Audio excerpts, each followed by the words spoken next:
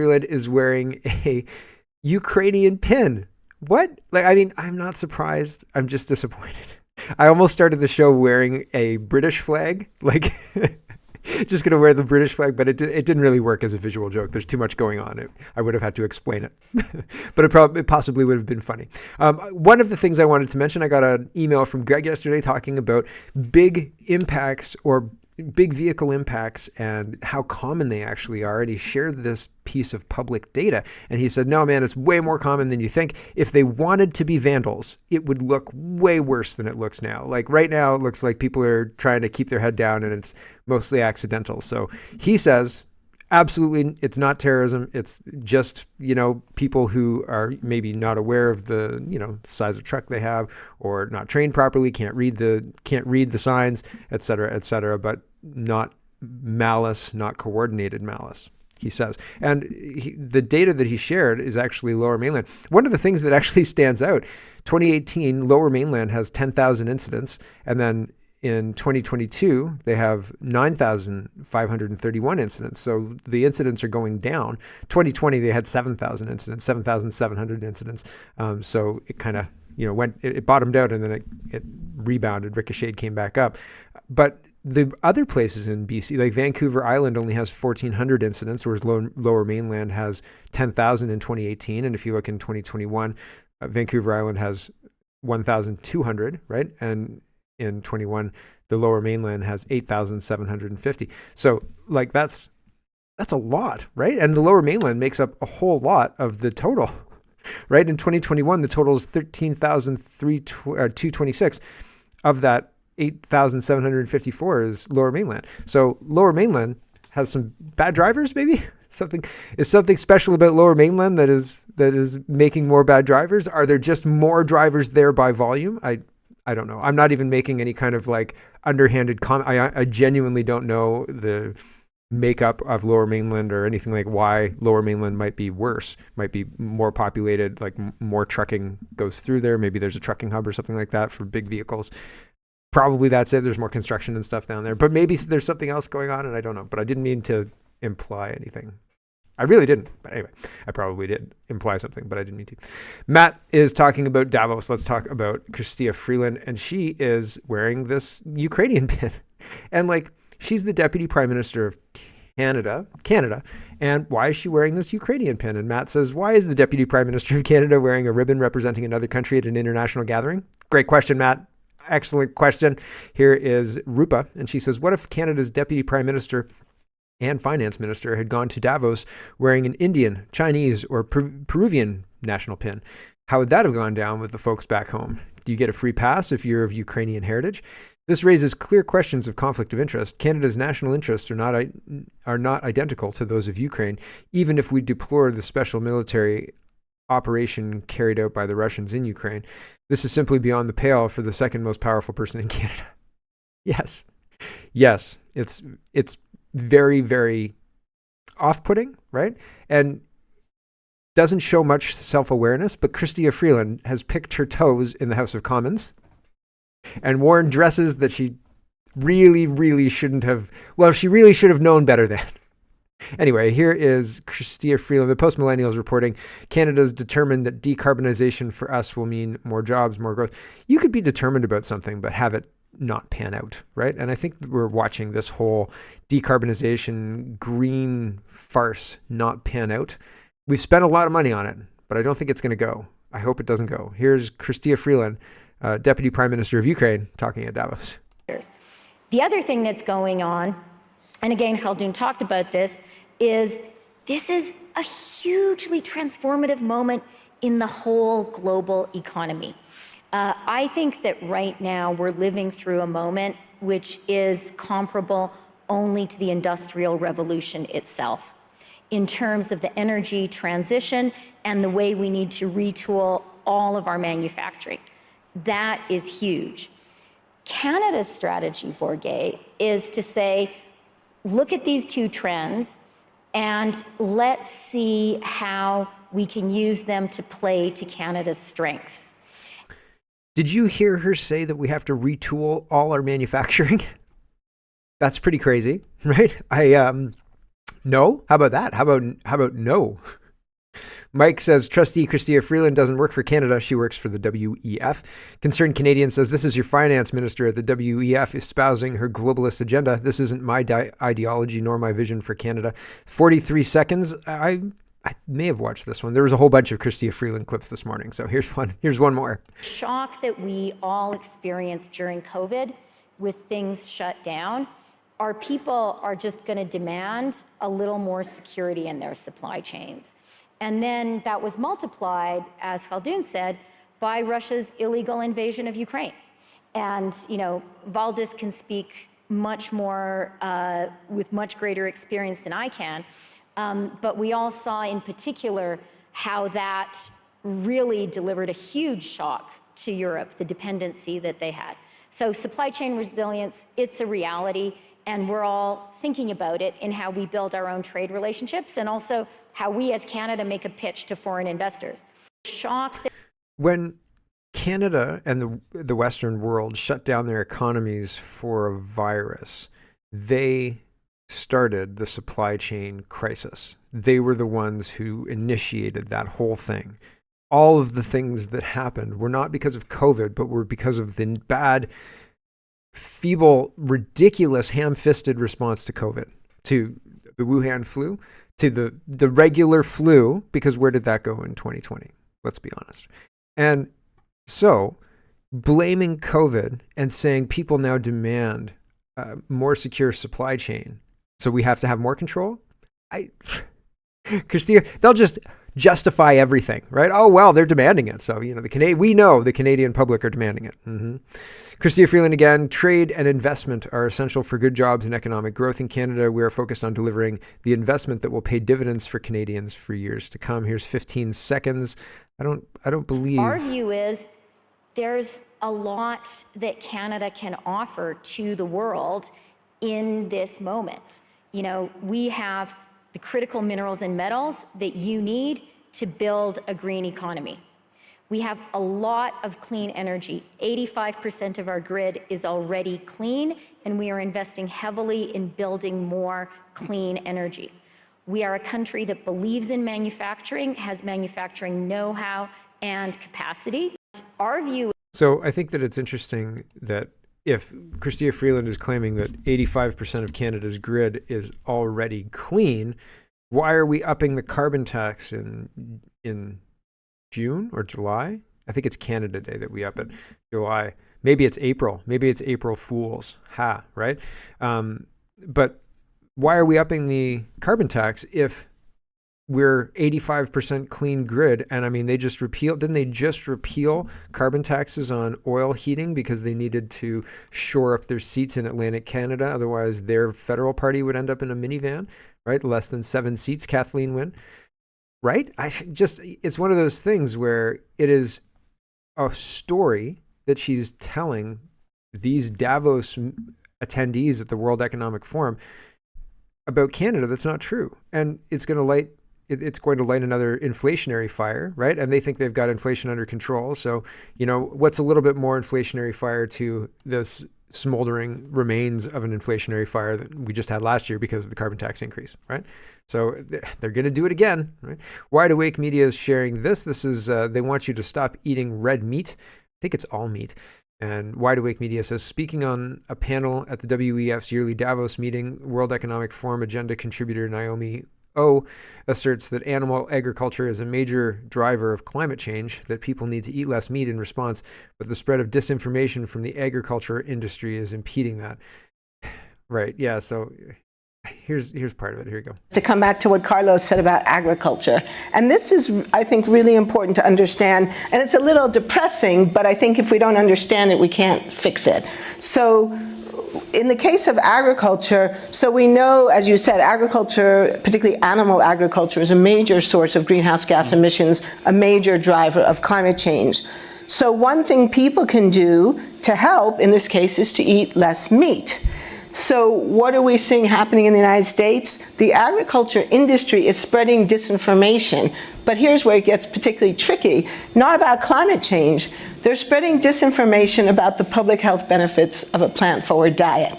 So one of the great things about eating less red meat, and you don't have to eliminate. So I'll stop her there. There's a lot of weird things going on here. First, she's asserting the idea that climate change is something that is driven by agriculture. Okay, that's gone unchallenged. Okay, climate change is driven by agriculture. Ergo, we have to eat less meat. But we don't have to eliminate meat, she says. But in response to this having to eat less meat, the agriculture society is spreading disinformation. So not only do you have food, red meat removed, like less meat is wrapped in here, climate change is wrapped in here, all totally unchallenged, but you've got misinformation in here, right? She's going to top it all off with our health demands that we stop this disinformation about the diet. It's everything. It's got everything, right? Layers and layers and layers. So there's conspiracy theories, there's disinformation, there's less red meat. Of course, climate change is happening. 97% of scientists agree, and so on and so on. So many assumptions that are absolutely dependent on false foundation. And it's a house of cards. It's nonsense. It's absolute nonsense. Like, if you have any kind of association with the WEF, never mind if you're wearing like a Ukrainian pin, but if you have an association with the WEF, you should be removed from all government, everything. You should not have any kind of power whatsoever. If you say, if you come into a room and offer advice, nobody should listen to you. Period. If you're on the WEF website, done. Nobody should pay any kind of attention to you. All they're doing is propagating this false narrative that is being pushed by the Davos elite, right? And man, like it seems like Alex Jones was right. Disclosed TV is reporting NATO plans to mobilize 90,000 soldiers for biggest military exercise since the end of the Cold War. I'm sure it's fine. I'm sure there's nothing to worry about. Right. So NATO soldiers, they don't really have like NATO is supposed to be not how it's acting now. Like NATO was supposed to be a defensive pact, I believe, but it's not acting that way now. And now they're going to do military exercises.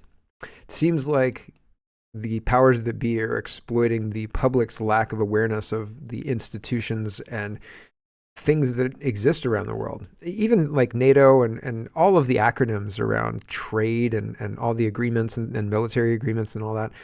People get confused very easily about what it all means. And I mean, me too, right? Like, I'm sure I get things wrong, and I try to correct things when I get them wrong. See the beginning of today's show. But there's so many things to know that if you hear something like, oh yeah, NATO is mobilizing troops, you can just easily kind of ignore that and be like, oh yeah, well, it's another one of those wars that happens all the time, it seems, Ukraine, Russia, Palestine, or Israel, Iran, Palestine, right? Palestine, Israel, and so on and so on and so on, right? One of these things, right? You could ignore it, but these things matter. And it seems like pieces being moved into position to maybe be used later if necessary, right? This is also what this seems like here. Let's talk about climate change and CO2. Canada is looking into whether restaurants' wood ovens meet emission standards. That's a mighty fine pizza shop there, right? Canada is looking into air pollution from wood ovens at places like pizzerias and bagel shops. The federal government, you like your bagels? Yeah, well, climate change says you can't have them anymore because unless they're just toasted, right? You can only cook them in a toaster.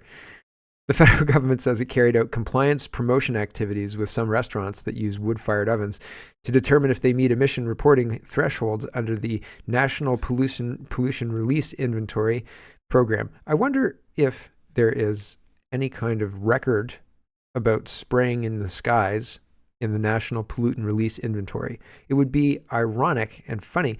I had a tag thing from yesterday about that, but I guess it didn't make it into the show today because I don't remember sorting it. But sometimes that happens. Sometimes like the tab's dead, or like the link doesn't save, or the person deletes it and changes the tweet or whatever. Anyway, regardless, it's one of those things where you'd think that a national pollutant release inventory would record things like that being sprayed into the atmosphere, right? When you look up and you see these clouds that are being plumed out from the contrails of a jet, or the exhaust of a jet. Seems weird because not all the jets do that, but some of them do. Anyway, NPRI is a publicly available list of pollutants released into the air, water, and land, as well as disposals and transfers for recyclings from industrial, commercial, and institutional facilities in the country. The government says NPRI does not regulate emissions, only keeps track of them, and owners or operators or facilities that meet the requirements have to report their emissions, disposals, and recycling each year. Addressing air pollution is a shared responsibility between federal, provincial, and territorial governments. Some provinces and municipalities in Canada also have standards in place that set limits on air pollutant emissions from new residential wood-burning appliances, spokesperson for Environment and Climate Change Canada told CTV News in a statement. So, yeah, I mean, these bureaucrats are going to, once you play the carbon game, man, you're playing all the way. And eventually they'll come for, like, is your server in Alaska? Like if you own a website and you don't drive to go to work or anything like that, you work 100% online, somebody somewhere is going to send a survey saying, like, do you work online? Yes. Do you know the location of the server? And you do, because you have to choose where your server is, right? Is the server's location in a place where it's kept cool artificially or by nature? And then when you choose artificially, you're paying carbon taxes. Like, that's it. Sorry, but your luck. We need taxes, and you're not paying your fair share, so you're paying carbon taxes. Because the servers to run your computer need air conditioning. So there you go, carbon taxes. Bingo, bingo, bongo. Once you play the carbon game, you're in all the way. It's no fun.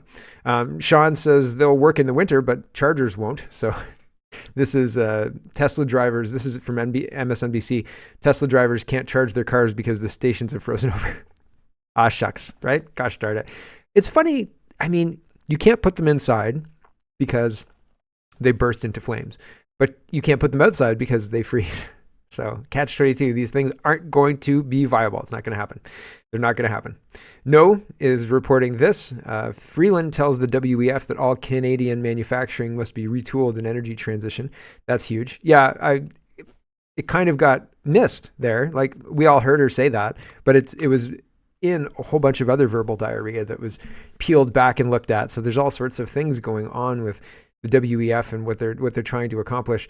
But completely retooling Canadian manufacturing in the energy transition seems like pie in the sky. You don't know what you're talking about. Like when you bring a contractor in and you take them up to the third floor and you tell them that you want plumbing here, but the only plumbing's on the first floor because, I don't know, for whatever reason, there's only first floor suites or something like that. And like trying to explain getting the plumbing from there to here, like it's really impossible. It's not going to happen type deal. That's what it feels like. These people are putting these expectations on Canadian manufacturing, and it's just never going to happen, right? Like, okay, lady, yeah, we'll try. And then it looks crazy ugly, and you've got like these plumbing pipes coming up the stairs and stuff. But you've got water up there, right? Like, oh, climate change. It's not going to work. It's not going to work. All of these things they don't even really sound good in a press release or anything like that, but it sounds like they're trying to do something. But it's practically, it's not going to work. It's not going to actually fulfill what is needed. Rupa says this past summer there was an orgy of fear mongering from the legacy media about climate change when wildfires broke out in different parts of Canada. Turns out some of the worst wildfires, such as in Quebec and in Nova Scotia, were a result of arson, and the arsonists have been arrested. Sadly, this is not going to be a big headline like the fear mongering last summer. No wonder people are skeptical of the so-called experts who make everything fit their pretty pet theory, or their pet theory, not pretty theory. Whether it's about climate change or COVID, even if the facts don't match. Yeah, well, because climate change is BS, and the only way they could have done what happened last summer was through arson, and everybody damn well knew it. And we were talking about it on Kitchen Table Talks the whole summer, saying, this is arson. It's clear as day arson. This is arson. And people, I mean, not to say they ignored the Kitchen Table Talk or anything like that, but it wasn't just people at the Kitchen Table Talk saying that. It was everybody, right? So here's Peter Sweden. He's saying Sweden is scrapping Agenda 2030, so that's interesting. Their new right-wing government is dismantling the work of previous socialist governments. Sweden has been doing a lot of things right lately. They've already scrapped the renewable energy plans and have been pushing for more nuclear power. In the new year, Sweden removed climate taxes on fuel, causing diesel prices to collapse by over 4 SEK per liter. liter. In 2022, the Socialist Democrats were in power. The diesel price reached a whopping 28 SEK per liter. After the right-wing government removed climate taxes, prices in the new year reached almost as low as 17 SEK per liter. That's around 39% lower diesel price. Wow, but further steps have been taken. The previous socialist government included formulations in directives to government organizations in Sweden that they had to work towards achieving the Agenda 2030 goals. The new government cut the budget to municipalities and regions cooperations for Agenda 2030, and now during the Christmas holiday, they've removed Agenda 2030 goals from the directives to government organizations such as Swedish Energy Agency, Swedish Chemicals Agency, Swedish Agency for Marine and Water Management, and Swedish Food Agency, amongst others. So that's good news, right? They're removing, if they can remove the 2030 agenda, then people who aren't captured by foreign entities, foreign influence can too, right? And I think it's fundamentally an attack on people. We're talking about money, and I thought this was an interesting thing. And somebody said, I had to do the math to believe it, but it's actually true. Yes. If you made $500,000 every day since the Great Pyramids were built, you would have less than half of what the US government has borrowed since June. It's probably time to stack Bitcoin, this guy says. And Manoli says that number would be roughly $825 billion. Assuming pyramids were built in 2500 BC, and the US government printed 2.2 trillion in 2023. Okay? So $825 billion if you make $500,000 every day since the Great Pyramids were built, right? So Zim, right? It's a shipping company. It's a very old shipping company. And you'd still not have enough to cover what the US government borrowed since June. So that's bad, right? Is that bad? Can somebody tell me if that's bad? Yeah, I think that's bad. Here's potentially why that's bad. Here's Pierre Poilievre. This is a Pierre Poilievre commercial. Here we go. Canada's inflation rate is back up once again. It's getting tougher to get by. It hit 3.4% in December. That is up from November's rate of 3.1%. Groceries and gas prices all up compared to a year ago. In December, groceries were up 4.7%, with rent climbing 7.7%. Canadians are paying more for fruit juice, while fruit and packaged fruit, cookies and crackers, vegetables and beef are also up. The Bank of Canada raised its key interest rate last year to a 2-decade high of 5%. Canadians with variable mortgages or those looking to borrow will have significantly higher payments. If you look at GDP, it basically hasn't grown in the last 9 months. As a single mom of 2 young kids, it's kind of horrible, like horrific. This bag alone was $60, and I started anything in there, and it'll last us 2 days. It's crazy. Says Justin Trudeau, not worth the cost. The piano there going back and forth between those chords, it sounds like Mad World. I was almost going to sing like Mad, but yeah, there's a whole lot wrong with the monetary policy. People are suffering, and it's not just Pierre Poilievre who's pointing this out. Holly Doan points this out. She says rising food costs are driving Canadians to, quote, hopelessness and desperation. National Advisory Council on Poverty tells Parliament. This is not a surprise. This is the desired outcome, I think, right? They've just got to pay more carbon taxes. There's a Chinese-owned Royal Milk plant, okay, Canada Royal Milk, I think it's called. The Chinese-owned dairy processing facility in Kingston. I've reported on it before, and this is the food professor. He got in touch with them, and this is what they do. I just thought this is a story I've picked up before. This is in money, I guess, but it could have been anywhere else. But yeah, sorry. I don't know that this necessarily tightly fits here, but food and the cost of food and the fact that we don't have any baby formula production facilities in Canada, that's interesting to me. I looked at the price of Enfamil yesterday, which is baby formula, and it was double what it used to be when my kids were young. Double. It was like $23 for one of the little ones, and now it's $43 for the little ones. And I thought that's insane. That's a lot of money, right? And you'd think that they'd want to encourage babies and feeding babies and things like that. So why don't we have more baby formula plants in Canada? And why do we have a Chinese-owned baby formula plant in Canada? That seems weird, right? How come Canadians aren't making businesses like this? They don't have the capital? $20 million was given by the government in subsidies to build the plant. So Maybe, I figured it out. Regular Canadians, old stock Canadians, to use the Harper term, they don't have the contacts, obviously, right? Okay. Today I spoke with the general manager, Han Cheng-gang of Canada Royal Milk, the Chinese-owned dairy processing facility in Kingston, Ontario. Here are the key points I learned. 1, the plant indeed has an agreement with the dairy farmers of Ontario to process milk. The plant aims to export infant formula to the U.S. made with Canadian dairy milk by the end of this year, 24, pending FDA approval. Approval for infant formula production could come soon. The CFIA, Inspection Canada, officials are scheduled to visit the plant this Friday. Health Canada has now approved the plant's product. This will be the only infant formula facility in Canada. Why is that? Unlike previous reports, there are no plans to export products to China. Instead, the plant is focused on exporting Canadian regulated and subsidized milk to the United States later this year.